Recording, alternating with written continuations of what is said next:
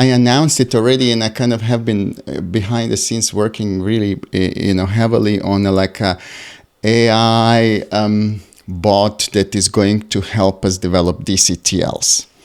And, what better way to test it, right, than to go and make DCTLs, all right? So I was thinking, okay, great. So I'm kind of building it, giving all the knowledge, and then I'm trying to build certain DCTLs, that I kind of thought, okay, let me see how it's going to do this task, that task. And then as I'm doing that, I'm improving the knowledge base and so on. Okay, so then I thought, okay, it would be good to test it on something that I haven't built before, the code that doesn't exist, that has never been used before, and so on.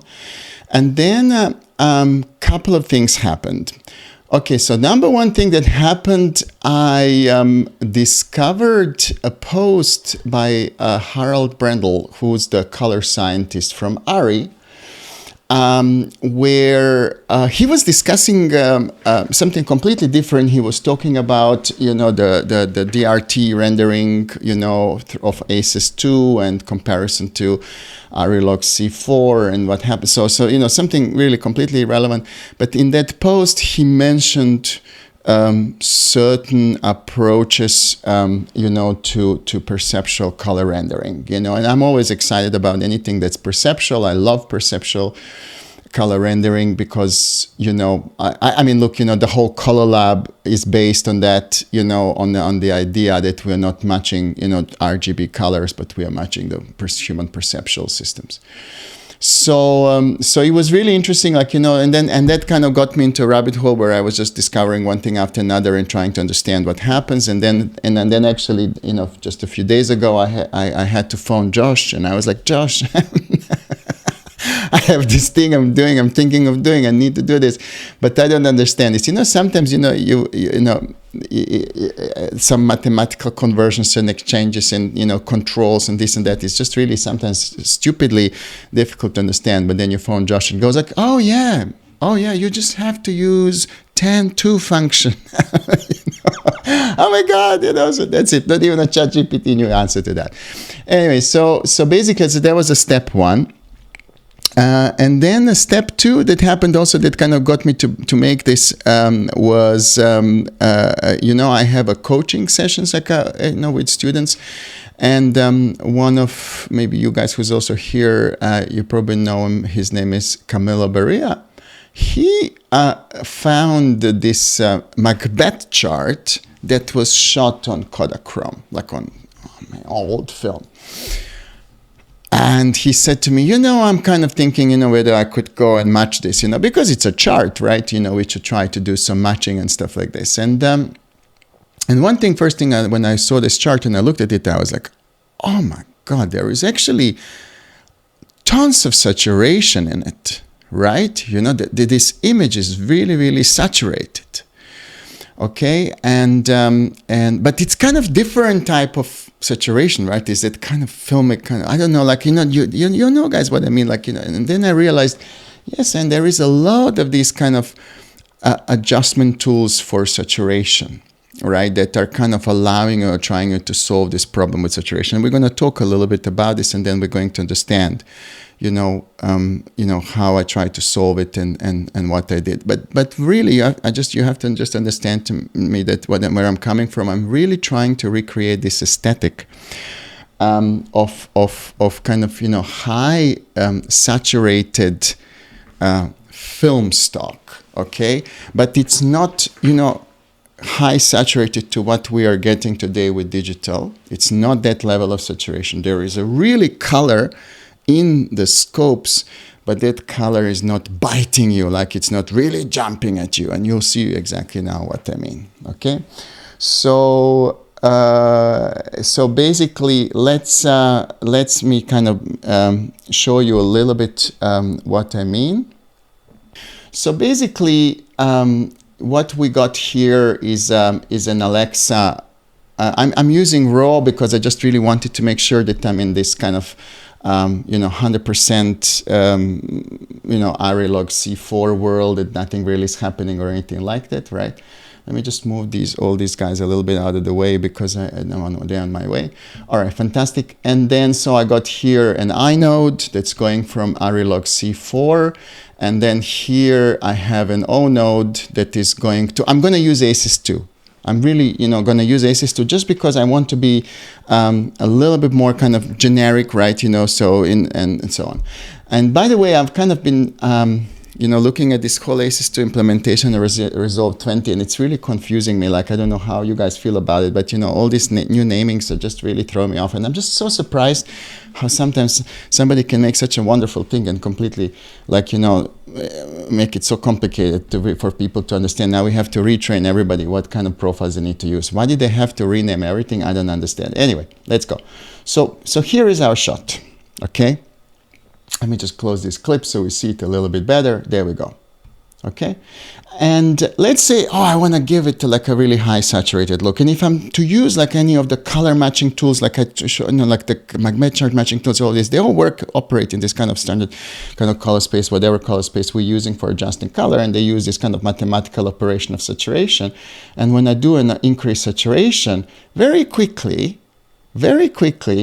I end up with something that's just looking so fake, so like overbaked, so like somehow there is no way, that anything ever looks like this, right? And I'm not really, I'm just always exaggerating a little bit just to show you, but I just always find that this saturation dial, it's okay when I'm like reducing a little bit saturation, bringing it down. But when I'm actually trying to, increase the amount of color, right? I'm just really finding that the image starts very quickly falling apart, that kind of, and also like, this thing happens, like the color starts on skin start feeling very pasty. And I don't know what reasons are for that. And one of the reasons could be that the math for this is still using like a primary for Rexon, and I'm not sure whether this is causing it or not. But in any case, this whole approach of how we're kind of adjusting saturation is just a really, really kind of wrong, okay? So there we go, and the drum roll. What happens on this? What happens? We are bringing on the scene this new DCTL, which is called Der FarbSättiger. I decided I'm going to name my DCTLs in German, since it's inspired by Germans. So Der FarbSättiger. I love the name. Like das U-Boot. Der FarbSättiger. Okay. So first thing. What you got here is you have option to what's your input format. So, okay, I tested some of the DCTLs, guys, that are there, right out there. And one thing I find really strange, which is something I really don't understand, is that many of them are not really letting you specify what's the color space you're working in. They you just put it on and there's colors are just moving, right?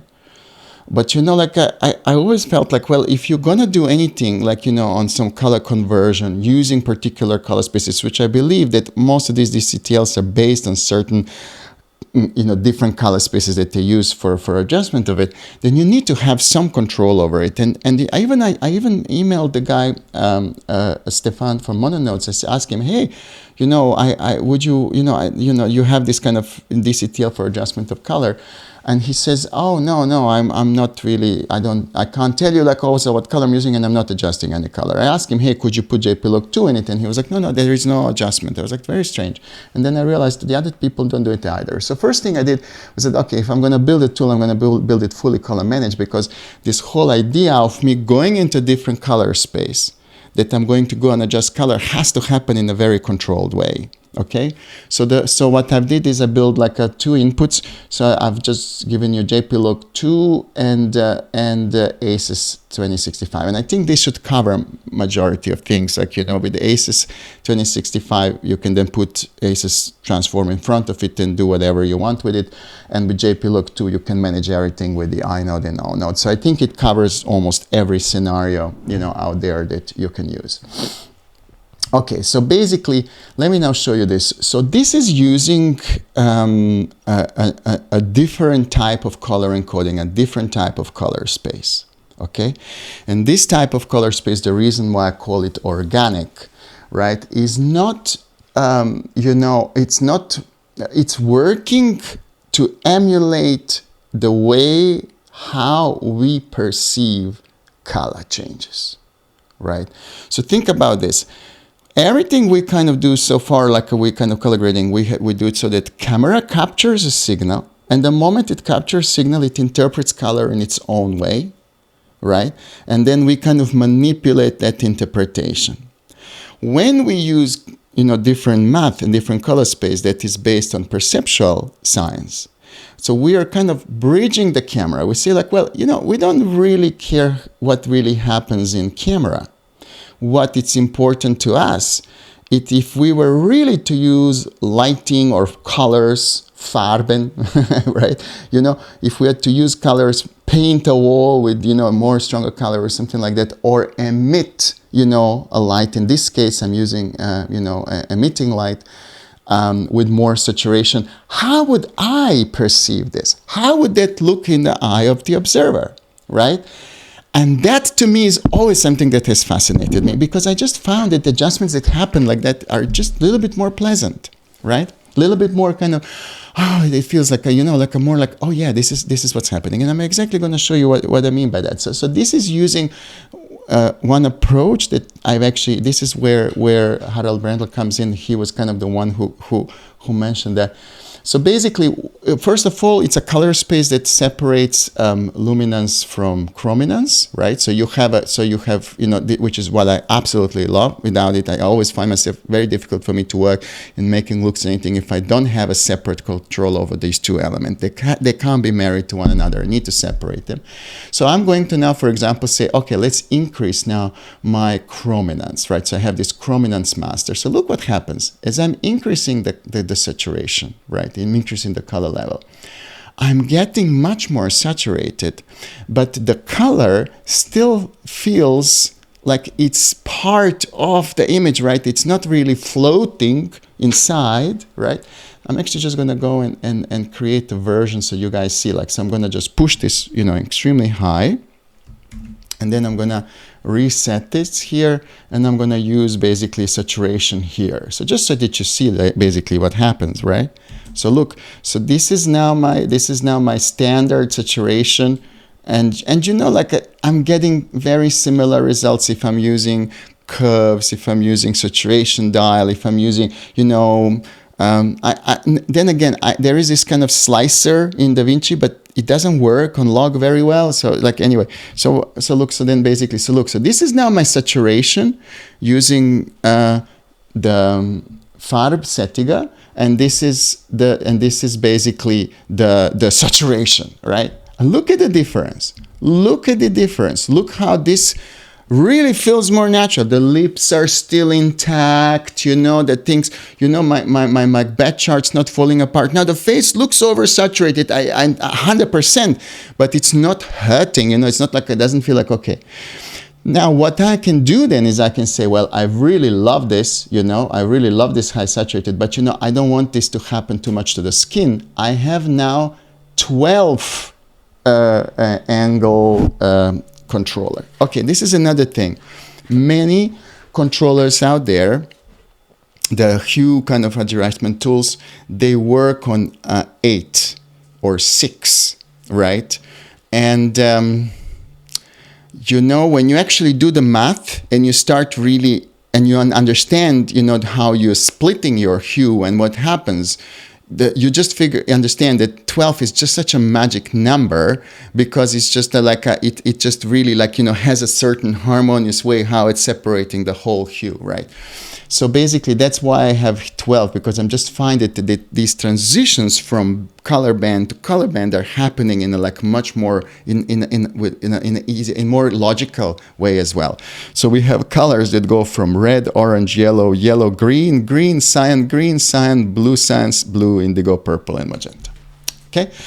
So I'm going to go now and I'm going to basically reduce my reds, because I go well, you know what? I really don't want my reds, in the face to be so strong. And look how soft and beautiful this is being. It just works really not, Then I'm going to bring a little bit orange as well, And then I'm going to go and do now basically a little bit yellow as well. Not so much, actually. I don't want skin to be a little bit warmer, so just a little bit. But then what I'm going to do is I'm going to start increasing the saturation of the other spectrum. I'm going to say, okay, no, I'm going for a very high saturated image. all I'm doing is just protecting the skin from being affected by this saturation. So look at this. So I basically, this is the normal saturation. Now look, I'm increasing the saturation, right? And what I did is I have just basically with my overall luminance mixer, right, luminance chrominance master, I have increased the color, but in a very perceptual way, in a way, what would happen if we were to emit more saturated color of screen or an object or something like that, right? And then basically, I am then controlling the spectrum of my saturation by keeping the colors that are not disturbing me, like, you know, all the greens and cyans like this, you know, I want them to be like a very, you know, saturated, but what I'm doing is I'm reducing my reds. Why? Because I don't want skin to suffer, right? I want skin to look still. So you see how my skin, because normally like we were somewhere here with the skin, right? Maybe that's the look that we want, but in my case, no, I still want to kind of, you know, maintain that kind of the skin tone. And what's really, really interesting, as you see, this is beautifully blending between the two. So like, for example, look, if you just look at the purple chart here, right? If I'm just to control the purple, right? Look, I can just really like, I have a very, very narrow, you know, just enough narrow and not too narrow to break the image, and just kind of nice blend between all these kind of, you know, color spectrums. So you see where I'm at now. We were here, right? This is the normal kind of level of Rec 709 saturation. Now we are very saturated, okay? And everything feels like a part of the same. It's not like a, you know, like we had like here, right? Just to remind you to what normally saturation does to an image is just really like wrecks it, man. It's just like, wow, this is not, you know, like, yes, I know that, you know. So there is this is now a little bit better way how to increase the saturation of an image. And, you know, like, it's interesting if you look at my scopes, you know, like, you know, I am actually even wider in some of these colors. Maybe I'm going to bring some of the red a little bit back again, just to kind of, you know, keep it like all very so it feels really saturated, okay? And I can go and increase this as much as I want. All right. So now I'm in this very, very high saturated film. And everything was really, you know, I was thinking absolutely beautiful. And I thought like, wow, this is an amazing thing. And then I started comparing it with these Kodachrome scans. And then I realized, no, man, this is still looking actually very digital, right? And then, you know, I again came across something, you know, which again is very German, and I want you now to repeat after me these words. This is called Helmholtz-Kohlrausch effect. So let's try, guys, together. Helmholtz-Kohlrausch. Anybody, any volunteers to try to say this word, please? You know, so you turn around to your client and say, what we're going to do now is we're going to do Helmholtz-Kohlrausch effect on your material. Yes, that's what we're going to do. All right? I think it's absolutely, I mean, the moment you say that, clients are going to be, wow. They say, my colorist, man, he's got these tools. I can't even pronounce what they're called, man. They're just fucking amazing. He's using some Holtz, man. I don't know. Right? Incredible. All right? So think about it. Helmholtz-Kohlrausch. What it is this. Let me just explain to you like what these guys did. These are two guys, two Germans. Again, those Germans, man, what's happening with them? All right, let me explain you what they did. So there is an effect, which is also again a perceptual quality anomaly, but the way how we see color, right? There is a, you know, they were like, you know, dissecting, you know, the way how we see color and understanding it, and they realized this. Look, if we are to look at a kind of different spectrums of color, right? And what really happens, which is really interesting, is that perceptually, you know, we think that colors that are more saturated appear to be brighter to us. Okay, so have a look at these colors here, right? So you could certainly say, if I was to ask you, which circle is the brightest circle to you, right? Which circle, you know, has the most luminance to you, right? What would you say? Yeah, so probably you would say, well, this one here, right? Isn't it? You know, kind of the red one. And this one's also quite bright. You know, if I was to ask you, pick me the brightest, which one would you pick? I don't know. Right? Okay, great. So what this means is that basically but by the way, just to show you really the funniest part about this, so if I go back to waveform and I was now to desaturating completely, what's really funny is that they are all on the same saturation level. They actually all have a same luminance, right? They all have a same, look, they're all same gray. Okay? Same. But when we look at them, we perceive them as if they have a different brightness. So it's not necessarily the amount of saturation. When we are saturating things, when we are increasing the saturation of things, we have to take into account that by doing so, certain colors we're going to make more prominent, more bright. They will appear to us more brighter. What's very interesting, so just to understand, nobody has ever been mentioning Helmholtz-Kohlrausch effect during the film era, right? Nobody, I mean, even if they did, probably there was not much we would be able to do about it. But this really became a thing, now that we started working more with digital cameras, because you heard me so many times say, man, I hate this electric green from our camera or something like that. It's just the way how cameras interpret and process color. It's just a little bit like you have to, guys, just take into account these effects as well. So I was thinking last night. And this is the problem, I don't know why the best coding happens around 11 or midnight, which is why I didn't go to bed until 2 o'clock last night, I was just actually finishing this part. I realized, no, we need to improve this, we need to improve this whole saturation kind of thing, the oversaturated part, by bringing another perceptual quantizer in, so to say, and in order to make it really easy for you, instead of you having to say to your clients, Helmholtz-Kohlrausch filter, I'm going to tell you, you're going to use the Fartonmeister. It's much nicer, isn't it? Fartonmeister. Very nice. All right. So what happens then is this. Look. So basically, we are going to use this Fartonmeister, and what's going to do, it is going to minimize the effect of the Helmholtz-Kohlrausch perception, right? That effect of that certain saturated colors look a little bit big. It's going to minimize it, and it's going to, as you can see, reduce, the saturation of certain colors and overall the luminant perspective. And not just that, I have managed to make it work so that it works in nits. So if your mid-gray is around 29 nits, so this is the default value, I have put it so that it works at 29 nits, and it's calculating accurately for mid-grays.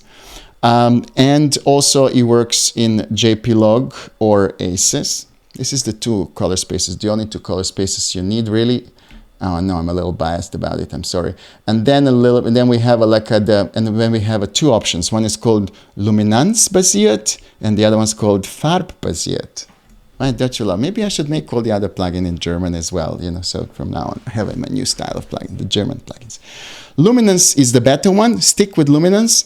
Luminance is really what we have a problem with, is that appearance of color. The farbbasiert, is trying to kind of balance the appearance of color, but that's not our problem. We want colors to look different. We want to have a color contrast. We don't want colors too much and be similar to one another. We want them to live and allow, this kind of color contrast, but we don't want them to appear really artificial, right? So and also to kind of suddenly elevate themselves so much that they, tweak the balance of the kind of original, intent. So I'm going to go back now here. So what I will do is I'm just going to go now, and after my, heavy saturation increase, I'm going to now add my FarbMeister, right? And look at this, what happens then. So now I basically have this, now I have this kind of, very, very saturated color, right? Very saturated color, but perceptually, I am not killing it. I'm not basically, going into and so let me just show you what we had, this is the normal saturation, and this is now with our saturation. The skin still feels normal. Actually, the image doesn't feel that, oversaturated, but look at my color spectrum here. Look how wide I am. look where I am. I mean, this is like going, and you know what? Let's go and just see how far we could push it, you know, before it breaks. I'm just gonna like, you know, now do this. So now I'm gonna increase a little bit my luminance like this, and I'm gonna increase my chrominance a little bit like this as well, right?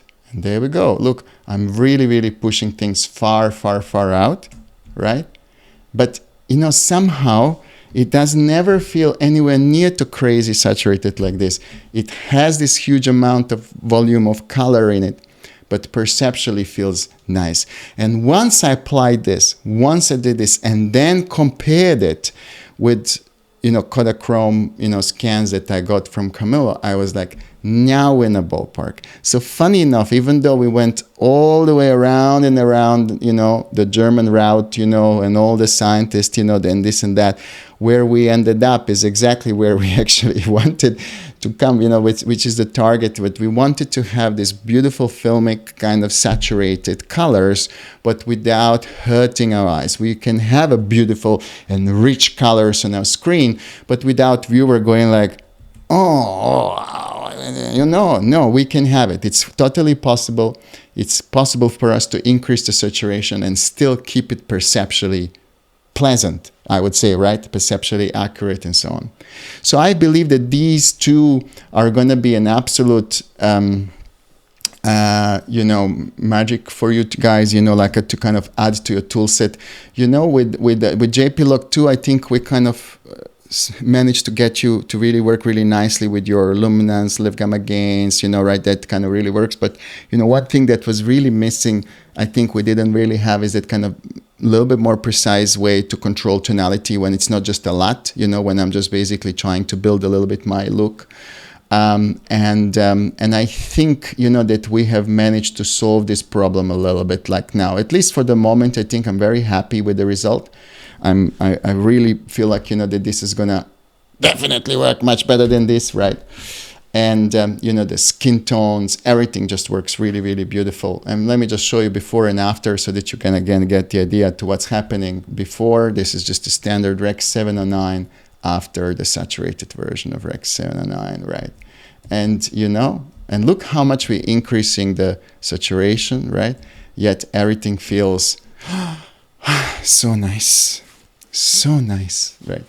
This is part of our research group, you know, so I'm gonna post it on the Art of Color Research. This is my premise that I was making, you know, for anybody who's a part of the research group, to you know, get these DCTLs. They're free, you know, but they're just gonna be in a part of the group, and I'm gonna follow up to you guys with you know, link if you want to get them.